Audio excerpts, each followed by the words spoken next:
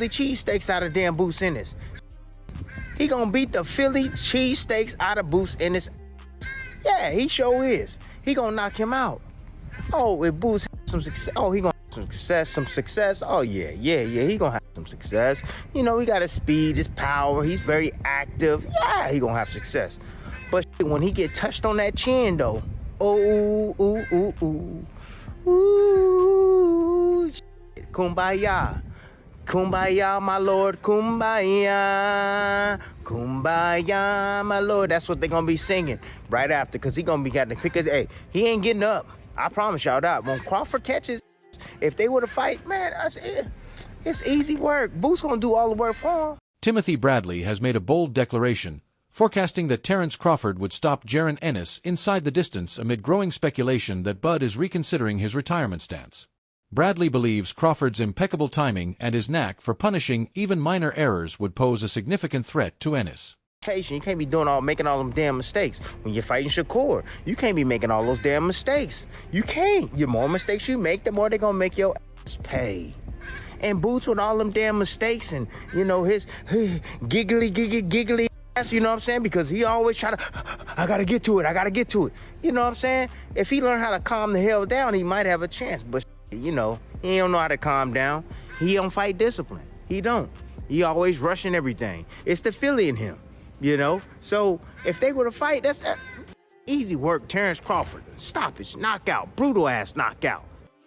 Top 10 ESPN. Reinforcing those concerns, Roy Jones Jr. views Crawford as the more battle-tested fighter, given the diverse array of challenges he has already navigated throughout his career.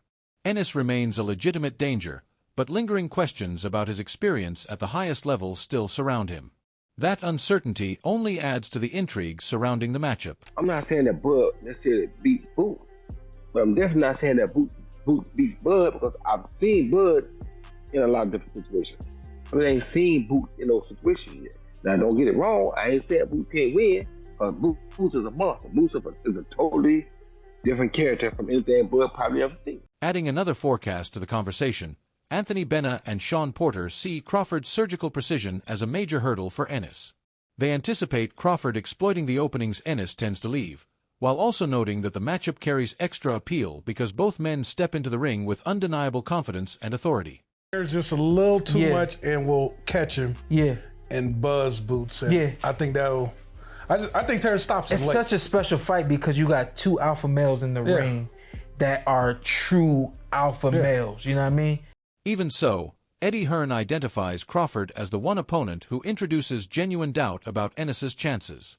Although he still leans toward Ennis, Hearn views Crawford as a far more unpredictable challenge compared to the other potential options available. The only fighter between 154 pounds and 168 pounds that I can't categorically sit here and tell you Jaron beats is Terence Crawford.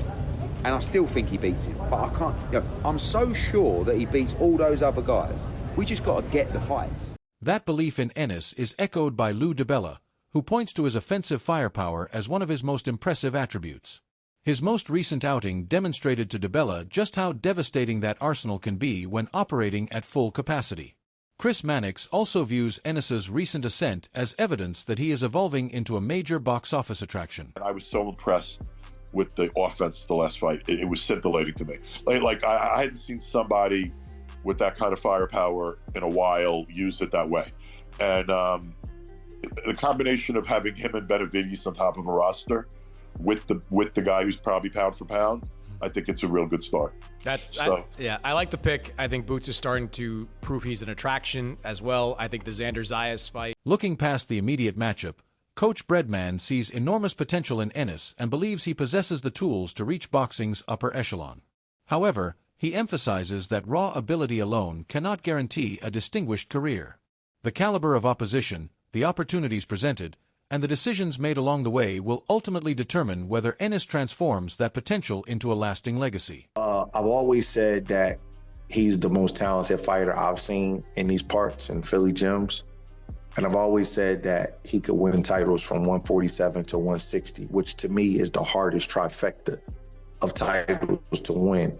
Bro, a lot of things have to happen for that. You got to have the opponents, You got to have the right climate. You got to have the right backing. A lot of things have to happen for that. And we've seen some really talented dudes, but they go off tail. You know what I mean? And they don't get certain things in their career. And then you look back and like, damn, why didn't that guy do a little bit more? You know what I mean? So we just got to see, got to stay injury free. You know, he can't take like so many bad losses. And if he does, he has to avenge them. He has to have the great opponents. He has to have a lot, you know what I mean? But I do think he's going to be one of the top guys. But skill alone may not be sufficient to decode the Crawford riddle. Bob Arum views Crawford's adaptability as a major tactical edge, particularly his capacity to switch fluidly between stances. That flexibility enables him to alter the complexion of a bout and disrupt an opponent's game plan. Against Ennis, those adjustments could present yet another difficult layer to overcome. Crawford is an awfully good fighter. And, you know, it would take a real wizard to beat him.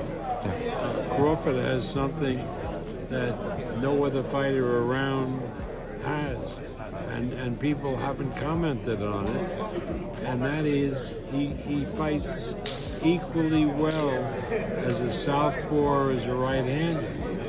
And so when you train for a fight, usually the fighter he's fighting trains for him as an orthodox fighter, right-handed fighter. And so from the first round on, he'll turn southpaw, and the guy isn't ready for him. That's what beats Spence. That stylistic contrast is precisely what intrigues Danny Garcia, although he remains uncertain whether Crawford would end his retirement specifically for Ennis. He sees the potential bout as a fascinating examination of two fighters at very different career stages. Ennis brings fresh ambition and physical gifts, while Crawford offers years of elite-level seasoning. That disparity could make the matchup especially compelling. Are we going to see Crawford come out for it or not? I don't know. I doubt it. Yeah. You know, because Crawford, Crawford's Crawford. You know, so. Is that still a tough fight to call? What, them two? Yeah. That's a great fight. Great fight. Young, hungry lion versus the master, the OG master. Timothy Bradley questions what Crawford would genuinely gain from facing Ennis, despite the technical allure of the matchup. He sees little incentive for Bud to return, particularly given that interest in an Ennis fight continues to build organically. We're going to gain by fighting Boots Ennis. I mean, yeah, we like to entertain the fight because, skill for skill, they, southpaw, orthodox, they switch and all that. Yeah. Boots is young too, right? But what does Boots have that Crawford ain't got? Crawford got everything Boots and more. You know what I mean? Like, it's nothing enticing for a Boots fight for Terence Crawford. What else y'all get? Y'all don't understand that? Y'all don't get that? Man, Terence is retired, man. Just because you see Terence inside the gym working, trying to just stay in shape, now he coming back to face Boots because Boots is running his mouth. Look, Crawford ain't never been one to move because you running your mouth. Crawford like, man, come on, bro, get your weight up. Questioning whether facing Ennis would make sense for Crawford at this juncture, he views the matchup as a demanding assignment and ultimately doubts Crawford will come out of retirement specifically to pursue it. So, there might be a little bit too much biting off more than you can chew at the age Crawford is at, But I don't see Crawford coming back. Yet Crawford himself has added another layer to the discussion. He pushes back on the notion that Ennis was ready for him earlier, while making it clear he takes the current comparisons seriously. Crawford also challenges Ennis to be more direct if he genuinely wants to bring his name into the conversation. Thank you. Stop playing with me. Niggas, the real boxing know why they went the other way. He wasn't ready yet. He needed a couple of more fights, they said. Stop playing. Y'all be... Come on, bro. That's what I'm talking about. We already said that. That's right. He said I was lying. But I don't know. It ain't his time. Brian said the same thing. It ain't his time. Hey, on my mama, Gilly. And I be trying to be nice because I support the young fella and all that, and he black and shit. I want to see him succeed. That's my thing. But niggas can't come up to me and do the same shit that they can do with other niggas. Niggas don't do that with me. I would slap the piss out of niggas' face. Niggas know who to play with. But that was also what I said. His career is all niggas don't even really be saying my name. They be like, I'm with everybody. I'm on everybody. I'm gonna stop everybody. Niggas say my name. Niggas say I knock Terence Crawford out, nigga. Those comments only intensify the debate over whether Crawford is truly finished. Showbiz remains convinced the competitive fire still burns, viewing Crawford's recent demeanor as evidence that the desire to compete has not completely faded. For Showbiz, there are multiple reasons to question whether Crawford's career is actually over. Listen, that's not a brother who doesn't want to fight. That's not somebody who just looking for you to push a button because he doesn't want to fight. That's somebody trying to damn fight. When you're begging somebody to give you a damn reason to whoop his ass, that means that you got your arms pumped up and you ready to whoop somebody's ass. This guy, Terence Bud Crawford, has been sitting out, but he's doing that shit. He's going to fight. Now, let me tell you why I'm so confident that Terence Bud Crawford comes back. I'm going to give you a few reasons, some big-time reasons. Number one, fighters fight. Taking that argument further, Showbiz points to Crawford's most recent performance as another reason he doubts the retirement will stick. He argues that Crawford stepped away while still operating at an exceptional level, rather than showing signs of decline. In his estimation, that kind of form could make staying retired increasingly difficult. There's nothing to replace that shit. You're a fighter, and fighters fight. But with Terence Bud Crawford, it's an even stranger case because, one, his last performance wasn't just a good one, it was his greatest performance yet. It was the best he's performed ever. He went up, jumping up weight classes to fight the undisputed champion at 168, one of the greatest fighters of all time, Saul Canelo Alvarez, and he dominated. I don't give a damn what the scorecards say. We all know that that brother dominated 11-1. And when you're coming off of a dominant performance, a great performance like that, there's no way you're walking around talking about, yeah, let me just retire. I can't do it no more. Hell no! Terence Bud Crawford is the best he's ever been. That brother aging like fine wine. He's an alien like Bernard Hopkins. Adding to the speculation, Bomac provides some context around Crawford's recent training activity. He explains that Crawford still enjoys the gym environment and remains closely connected with fighters he has supported along the way. While the sessions may not confirm anything about his future, they certainly keep interest in Crawford's next move alive. Well, man, I will tell you this, man, Bud, he loved the environment that he created. We created together as a team. And so he know we was in camp, so he just wanted to come out and get some work in. Just see where he at and have some fun with Lester, He brought Lester underneath his wing on his undercard, and then Lester just sprouted, just jumped to the top of the charts after that. So Terence is always a big supporter of Lester, and just come out, just have fun with him, and just show him a few things and just work out with him for a couple of days. With talk of a Crawford-Ennis fight gaining traction, Bomac addresses whether Crawford's recent gym activity should be interpreted as a sign of a possible comeback. He remains firm on Crawford's current position and sees little reason for him to prove anything more in boxing. Bomac believes there is a different motivation behind Crawford's return to training. Man, he said he done, and I respect his decision, and I want him to be done because he had nothing else to prove in the sport. But I love having him around the other fighters, to motivate them, so they trying to get to the pinnacle of the sport where he got to. So that's just one of the reasons why it came out, man. Not to get ready for no fight or nothing, just want to stay in shape. From another perspective, Greg Hackett remains skeptical that Crawford's retirement will prove permanent. He views the decision as too recent to completely close the door on another fight, particularly with Crawford still capable of competing at an elite level. For Hackett, the possibility of a return remains very much alive. Done for real. They come back. I'm not going to give you the respect you looking for and then you try to come back. No, when you come back, I'll be ready for you. That's if you come back. Now, if it's 5 years from now, then I can see Boots being like, hey, he was a great fighter. He did what he had to do. He beat everybody they put him in the ring with. He did a great job. But right now, it's too early. It's too early to do that. Because Bud could say, you know what? He could wake up one day, you know what? I'm bored. Let's go get some boxing money. Who want to fight? You know how many people would take that fight just because they can make some money? Come on, gang. So right now, all I'm saying is it's too early to take Bud serious on the retirement talk. It's too early. Bud is a nasty individual. You think he really retired? I don't think so. However, Greg Hackett pushes back on the idea that Ennis needs to become more outspoken to generate momentum for the Crawford fight. He views Ennis as naturally reserved and old school in his approach, preferring to make his position clear without creating unnecessary drama. For Hackett, that personality should not be mistaken for a lack of interest or confidence. It don't matter, he said it. So what more do a person have to say? What you want me to do? Right. I'm not about to act outside. I'm not. See, what people not understanding is they want Boots to act out of character. That's not how he is. People that do not, he just not what people think. Like, people think he just not like that. He real old school, bro.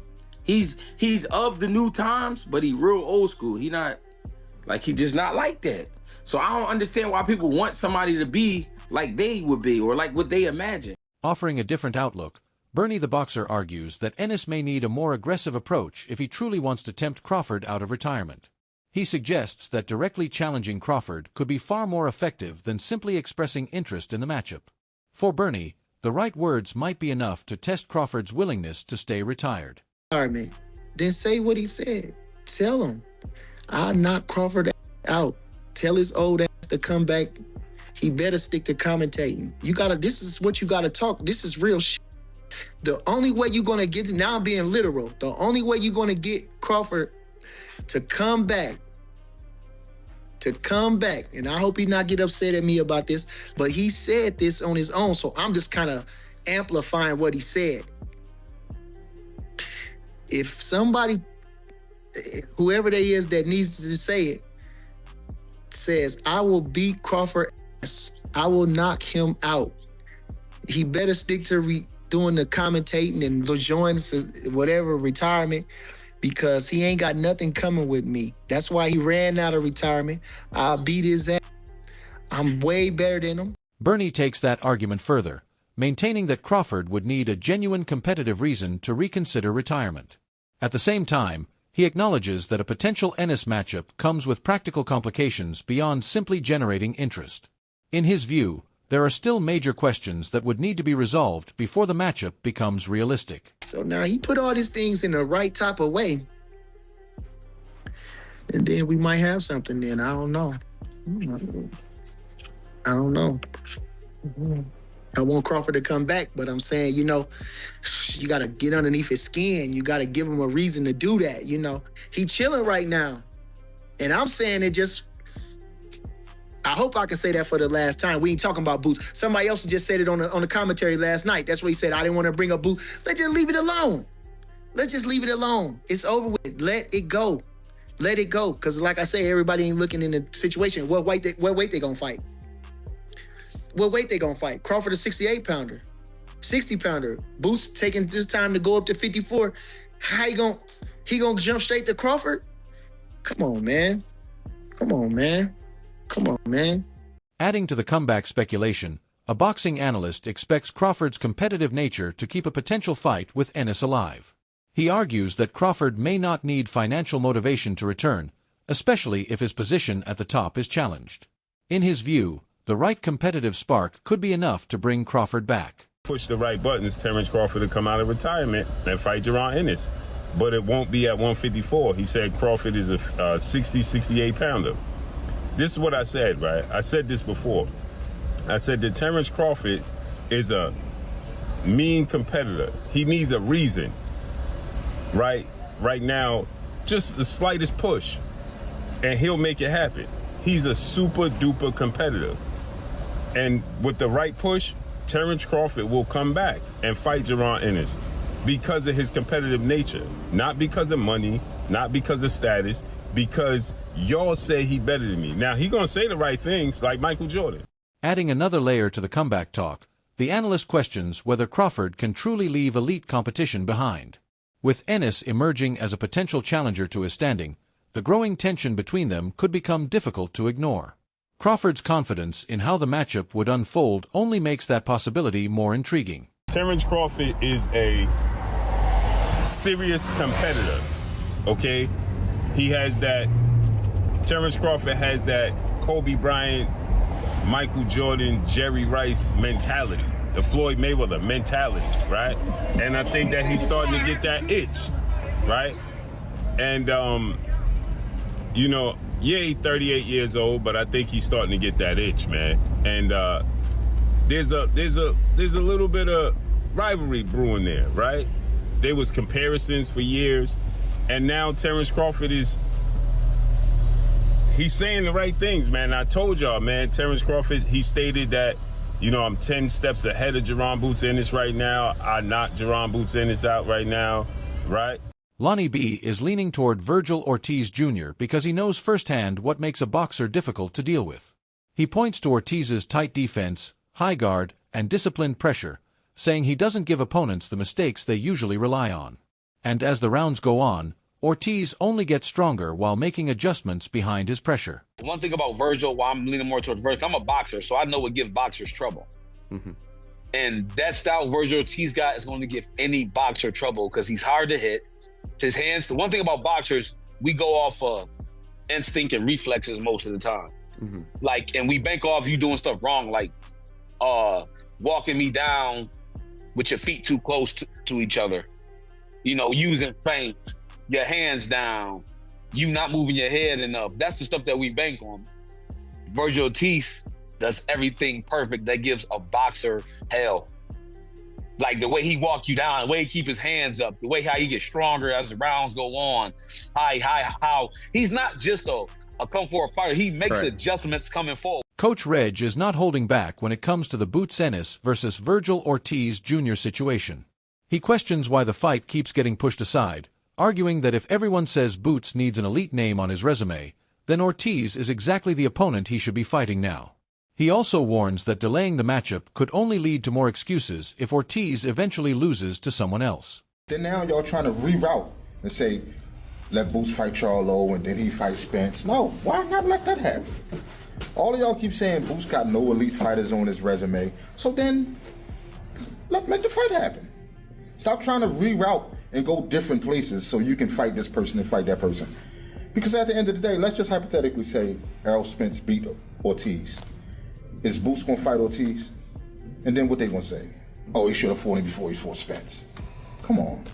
Everybody that Boots fight, he gets no credit for. A Crawford and Ennis showdown remains only a potential fight, but the debate around it continues to grow. Would Crawford's timing and experience be too much, or could Ennis's youth and offensive firepower push him past the former pound-for-pound king? And do you think Crawford will actually come out of retirement to face him? Drop your predictions below, and don't forget to like, subscribe, and turn on notifications for more boxing updates and analysis.